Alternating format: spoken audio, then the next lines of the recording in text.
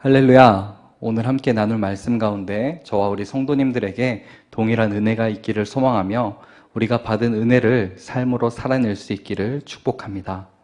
사랑하는 성도 여러분, 혹시 고통받고 있는 민족을 위해 눈물을 흘리며 기도해 본 경험이 있으신가요? 아니면 범위를 조금 좁혀서 고통받고 있는 우리 교회 공동체를 위해서 눈물을 흘리며 기도해 본 경험이 있으신가요? 눈물을 흘리면서 금식하고 기도한다는 것은 그 민족 혹은 그 사람을 향한 애틋한 마음, 정말로 사랑하는 마음이 없다면 억지로라도 결코 하기 쉬운 일이 아닙니다. 오늘 자신의 나라, 자신의 민족이 환난을 당하고 능욕을 받고 있다는 소식을 듣자마자 하루도 아니고 수일 동안 슬퍼하고 금식하며 기도한 인물이 있었습니다. 바로 느헤미야입니다. 무너진 성벽을 바라보고 그로 인해 고통받고 있는 그 민족을 향해서 눈물을 흘리고 금식하고 기도하며 하나님의 은혜를 구하는 이 느헤미야의 모습을 우리가 살펴보면서 하나님께서 오늘 우리에게 주시는 메시지가 무엇인지 함께 생각하며 은혜를 나눌 수 있는 시간이 되기를 소망합니다. 오늘 말씀 1절에서는 저자가 누구인지 그리고 어느 시대에 어느 위치에 있는지 분명하게 말씀해주고 있습니다. 히가랴의 아들 느헤미야의 말이라는 이 말씀에서는 우리가 저자가 느헤미야라는 것을 확인할 수가 있습니다. 그리고 아닥사스다 왕 제20년 기슬르월에 내가 수상궁에 있는데 라는 이 말씀을 통해서 현재 느헤미야가 살고 있는 시대, 시간, 위치를 우리는 확인할 수가 있습니다. 느헤미야는 아닥사스다 왕이 통치하던 그 시대에 살고 있었습니다. 그리고 오늘 배경의 시기와 장소는 기슬르월, 오늘 달력으로 따지면 약 11월에서 12월쯤 되는 시기에 바사의 수도 수산궁이라는 데에 머무르고 있었습니다. 지도에서 보시면 알겠지만 이 바사라는 나라의 수산이라고 하는 위치, 수도였어요. 이 수도에 궁에서 느헤미야가 살고 있었습니다. 이 수산궁에서부터 예루살렘까지는 약 1000km 떨어진 그런 거리에 있었습니다. 이렇게 아닥사스다 왕이 통치하던 시대에 느헤미야는 바사에서 살고 있었습니다. 아닥사스다 왕은 기원전 465년에서 424년 동안 바사, 즉 페르시아 제국을 통치한 왕이었습니다. 바사 제국의 초대왕 고레스 때에 이스라엘 포로들이 예루살렘으로 돌아가 하나님의 성전을 건축하는 것에 대해서 허락을 했지만 아닥사스다 왕 때에 사마리아인을 중심으로 그 관원들이 유대인들이 폐역하고 악한 성읍을 건축하고 있습니다. 만일 이 공사를 마치게 되면 조공과 관세 그리고 통행세를 바치지 않아서 왕들에게 오히려 손해가 될 것입니다. 라고 이렇게 말을 하자 아닥사스다 왕은 즉시 공사를 중지할 것을 명령했습니다. 그리고 그렇게 10여 년 동안 공사가 중단되게 되었습니다. 에스라가 성전을 재건했지만 성벽을 쌓지 못해서 외부의 침략을 계속 받게 되었고 예루살렘에 있는 소수의 잔류 이스라엘 백성들은 무방비 상태로 환난과 능욕을 당하게 되었습니다. 느헤미야는 이 소식을 형제인 하나니를 통해 듣게 되었고 이 말을 듣고 앉아서 울었다라고 성경에 기록이 되어 있습니다. 여기서 앉았다는 것은 편하게 앉아있는 그런 이미지가 아니라 망연자실해서 털썩 주저앉은 것입니다. 그리고 느헤미야는 하루 이틀이 아닌 수일 동안 슬퍼하고 금식하며 하나님께 기도하며 나아갔습니다. 그렇다면은 느헤미야는 왜 수일 동안 슬퍼하고 금식하며 기도했을까요? 그 이유는 바로 민족의 고통이 바로 자신의 고통이라고 생각했기 때문입니다. 느헤미야가 민족의 고통을 자신의 고통으로 생각할 수 있었던 그 이유는 자신이 이스라엘 백성이라는 것을 잊지 않았으며 자신의 민족을 계속 마음으로 품고 진심으로 사랑하고 있었고 다시 돌아갈 그 예루살렘을 그리워하면서 늘 생각했기 때문입니다. 드라마 중에 응답하라 1994라는 드라마가 있습니다. 이 드라마에서 삼풍백화점 붕괴 사고를 다루는 모습을 제가 보게 되었습니다. 삼풍백화점이 무너졌을 때 전광판에 삼풍백화점 붕괴라는 이 뉴스 속보가 나오게 되는데, 이를 바라보던 많은 사람들은 그저 안타까운 눈으로 바라만 보고 있었지만, 버스에서 이를 목격한 이 드라마의 주인공은 눈물을 흘리면서 막 안절부절하고 급히 막 버스를 뛰쳐나오는 그 모습을 보여줍니다. 왜 그런가 하면은 저 장소에, 지금 붕괴된 저 장소에 자신의 소중한 사람, 사랑하는 사람과 약속을 하고 만나기로 했는데 그 사람이 지금 저곳에 있을 것이라는 생각에 눈물을 흘리며 안절부절하는 모습이 비춰지게 되었습니다. 이렇게 눈으로 직접 보지도 않고 몸으로 직접 그 상황을 내가 경험해보지 않아도 애통할 수 있는 이유, 그 이유는 그 대상을 마음에 품고 오랜 시간 동안 소중하게 생각해왔기 때문입니다. 자신이 오랜 시간 동안 소중하게 생각하고 늘 마음에 품고 사랑하는 대상이 있는데 그 대상에게 무슨 일이 생겼다는 그 소식을 듣게 되면 자신이 직접 보지 않아도 그저 소식만 전해 들어도 함께 아파하고 울어줄 수 있다는 것입니다. 사랑하는 성도 여러분, 이것을 우리 교회에 한번 적용해 보게 되었습니다. 나는 우리 교회를 위해 수일 동안 슬퍼하고 금식하며 기도할 수 있나요? 만약 오랜 시간 함께한 교회인데 교회의 아픔이 눈에 보이지 않는다면, 오랜 시간 함께한 공동체인데 우리 공동체 안에 슬픔을 우리가 발견하지 못했다면은 교회가 세워진 59년이 넘는 그 시간 동안 우리 교회에 대한 아무런 마음 없이 왔다 갔다 했다면 그저 출석한 것밖에 되지 않습니다. 교회에 대해서 아무런 마음 없이 그냥 봉사했다면은 그저 일한 것밖에 되지 않습니다. 사랑하는 성도 여러분, 우리 교회를 얼마만큼 마음에 품고 소중하게 생각해 왔었나요? 59년이라고 하는 시간이 중요한 게 아닙니다. 그 시간보다, 내가 그저 교회를 왔다 갔다 한 그 시간보다 더 중요한 것은 내가 우리 교회를 얼마만큼 마음에 품고 소중하게 생각해 왔는가, 주님의 몸된 교회를 사랑해 왔는가, 이것이 더 중요합니다. 오랜 시간 동안 함께해온 우리 비전교회 공동체 안에 이 마음이 있기를 소망합니다. 느헤미야가 수일 동안 슬퍼하고 금식하면서 기도할 수 있었던 이유가 이처럼 자신의 민족의 아픔을 자신의 아픔으로 생각했기 때문입니다. 그리고 느헤미야가 애통해야 하는 그 마음으로 저 성벽을 재건해야겠다면서 당장 달려가지 않고 기도한 이유는 자신의 뜻대로 무엇인가를 해결하려고 한 것이 아니라 하나님의 뜻대로 하고자 했기 때문입니다. 이렇게 느헤미야는 자신의 이성적인 생각과 방법을 앞세운 것이 아니라 하나님의 뜻을 구하면서 나아갔습니다.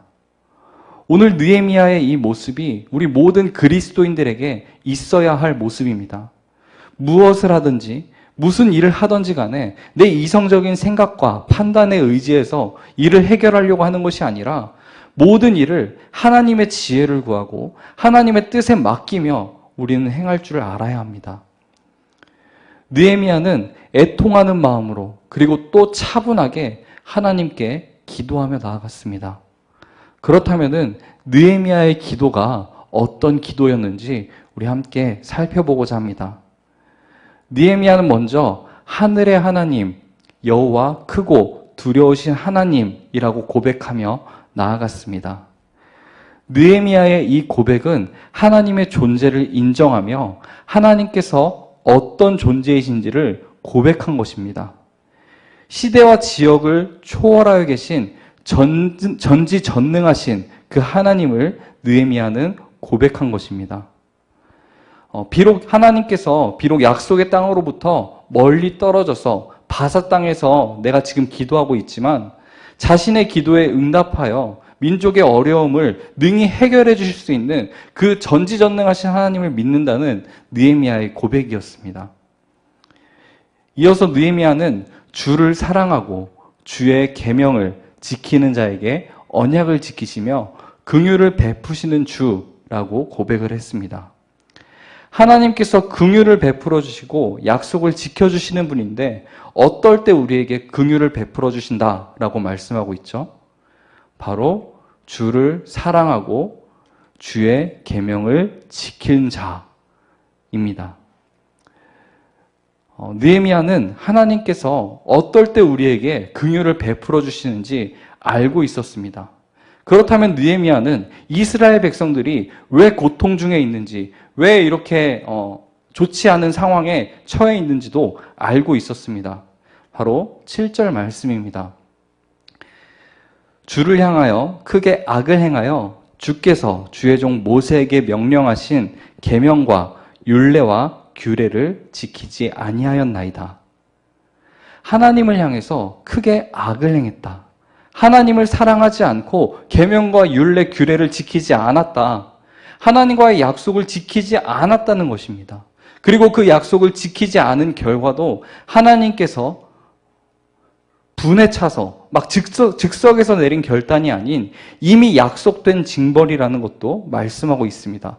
바로 8절 말씀입니다. 8절 말씀에 보면 옛적에 주께서 주의 종 모세에게 명령하여 이르시되 만일 너희가 범죄하면 내가 너희를 여러 나라 가운데 흩을 것이요. 이렇게 느헤미야는 하나님의 말씀 앞에 무엇을 잘못했는지 정확하게 진단하면서 회개하며 나아갔습니다.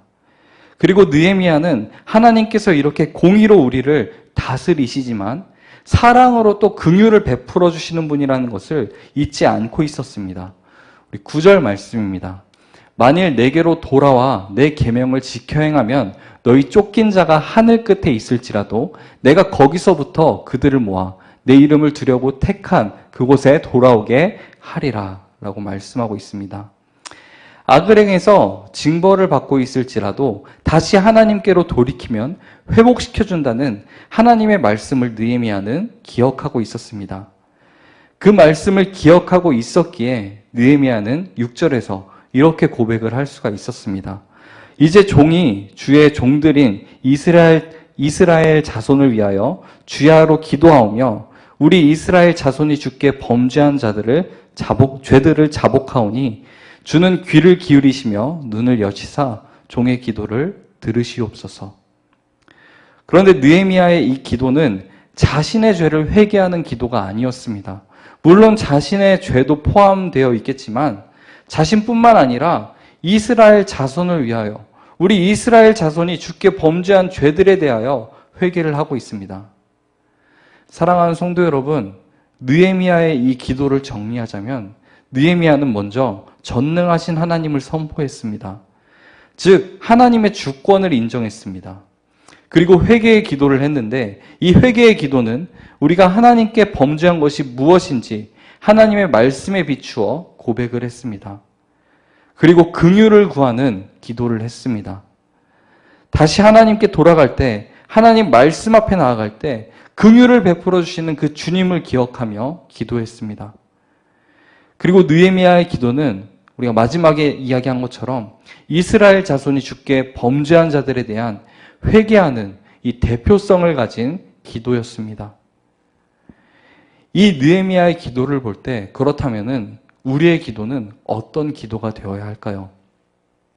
우리는 동일하게 먼저 전능하신 하나님을 선포, 또 하나님의 주권을 인정해야 합니다.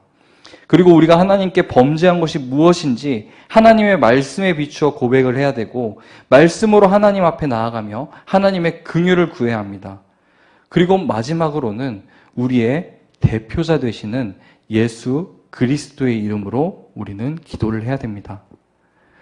느헤미야가 이렇게 하나님의 긍휼을 구하며 기도할 때 하나님께서는 왕의 술관원이 되게 하셨습니다. 이 술관원은 고대 중동의 높은 관직 중 하나로서 왕이 마실 술에 독이 들었는지 이렇게 확인을 해보기 위해서 술을 미리 마셔보는 것이었습니다.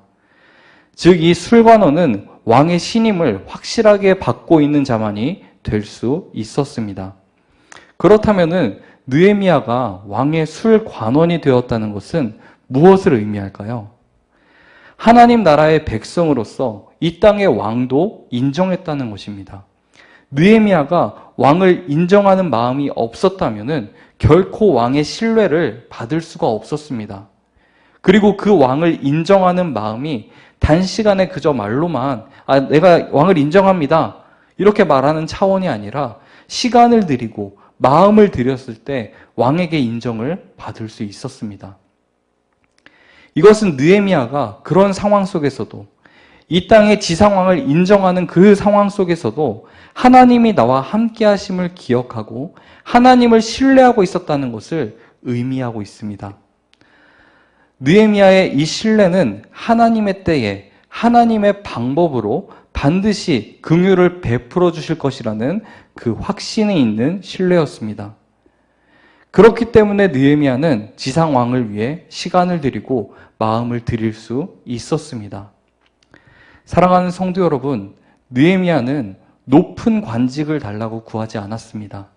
그저 그는 하나님의 뜻을 구하는 기도를 했습니다.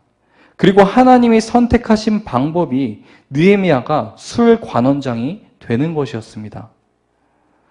우리가 기도할 때 이 땅에서 성공하게 해달라고 이렇게 구하는 것이 아니라 하나님의 뜻대로 살아갈 수 있게 해달라고 우리는 기도해야 됩니다. 하나님의 때와 하나님의 방법을 신뢰하며 주어진 삶에서 믿음으로 주님과 동행하는 삶을 우리는 살아야 합니다. 말씀을 정리하며 우리 삶에 같이 한번 적용해 보았으면 좋겠습니다. 나는 우리 교회를 얼마만큼 마음에 품고 사랑하고 있는지, 나의 기도가 나의 만족과 유익을 위한 것인지 아니면 말씀에 비춘 그 하나님의 뜻을 구하는 기도인지, 하나님의 때와 하나님의 방법을 신뢰하며 믿음으로 살아가고 있는지 우리의 삶을 점검하면서 하나님의 말씀을 신뢰하고 믿음으로 살아갈 수 있는 저와 우리 성도님들의 삶이 되기를 주님의 이름으로 축복합니다.